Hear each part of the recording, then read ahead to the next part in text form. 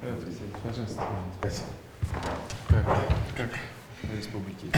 Я смотрю, у вас Стабильно. и сельхозпроизводство растет, и промышленное производство подрастает. Ну, сегодня уже могу похвастаться и, как сказать, скромнее, что в действительности сельское хозяйство было в запущенном состоянии. Ну и много было всяких кредиторок, еще что-то. Мы просто собрали и предложили вариант. У вас 16 группов, будет 5.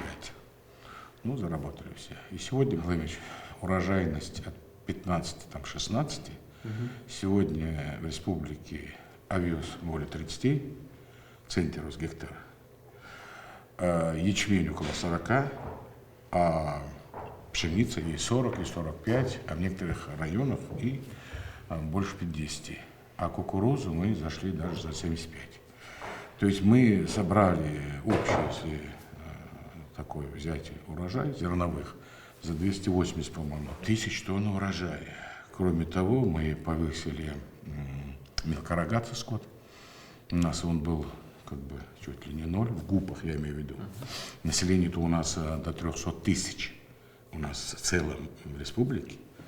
Население. Да, ну КФХ, личное подсобное хозяйство, и свои, все-таки каждый, кто живет, они сами держат вот это все. Вот. И самое главное оказалось то, что мы под контроль взяли выделение удобрений, семян и привели в юридическую плоскость все отношения.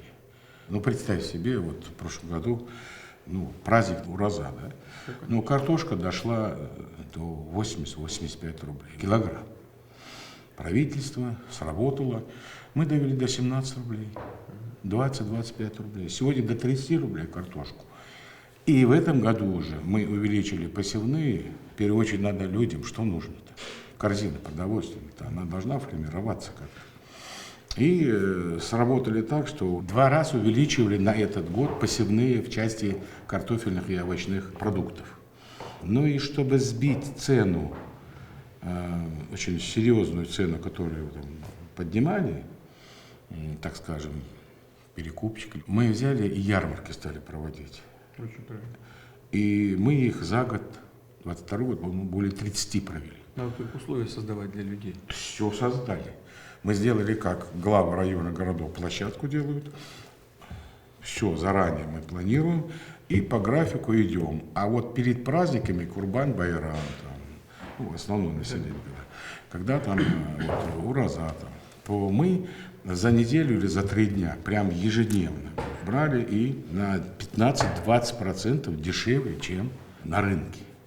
И я вам скажу, что это сработало, и очень много благодарны. Ну и в силу того, что малоимущих семей немало, мы до 2000 формировали мясо, масло и на Курбан-Байрам, и на Пасху, на Уразу.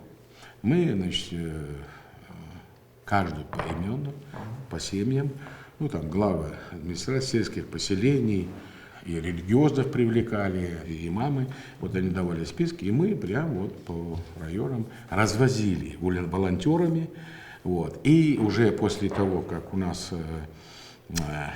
есть, конечно, особое внимание уделяем СВО, кто участники наши, каждой семье. Вы привлекаете духовенство, нет? Нет, духовенство привлекаем, естественно, и особое внимание уделяется тем, что когда у нас и мобилизация была, и сейчас вот по контракту мной было принято решение, мы... Ребята по контракту идут, да? Идут, потому что все-таки самое что дорогое у нас, ну, земля. Через парламент внесли поправки и выделение земли. Вот кто контракт заключает, и кроме того 100 тысяч рублей. Это было сделано, вот, мы с фонда, так скажем, у нас есть фонд, вот, и когда приходит человек на службу, оттуда приказ приходит, на довольствие его ставят, подтверждение, ну, приходится все-таки правильно, юридически все это. И после этого, значит, приглашаем семью, вручаем свидетельство на землю и сумму денег. А в целом общественно-политическая ситуация, социально-экономическая ситуация, она в республике достойная. Я знаю. Махмуд Али, тем не менее, вот стройка немножко припала у вас вот, по документам. Что там? Имеется в У нас виду в стране- квадратных метров. Ну, может быть, у нас в стране, наоборот, бум строительный. А что? Владимир Владимирович, ну и в прошлый раз вы мне даже подсказали, ну малоземелье, но нет у нас возможности строить, у нас же частное в основном-то, да, а потом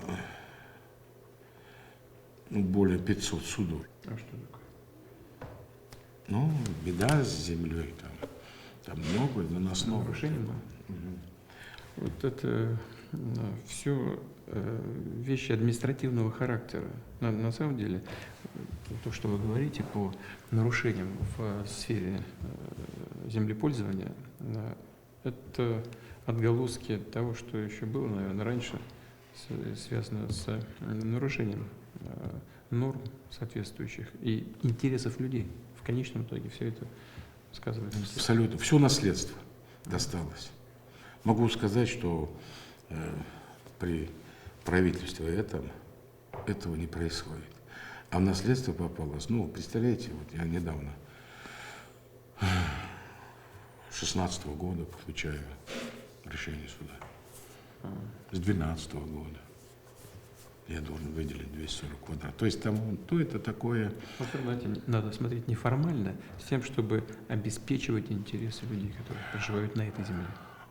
Знаете, Владимир Ильич, вот вы поставили задачи, да, мы внимательно ведь, и каждый, и я, и другие руководители субъектов, мы же общаемся, и мы ведь видим алгоритм направления, цели, задачи.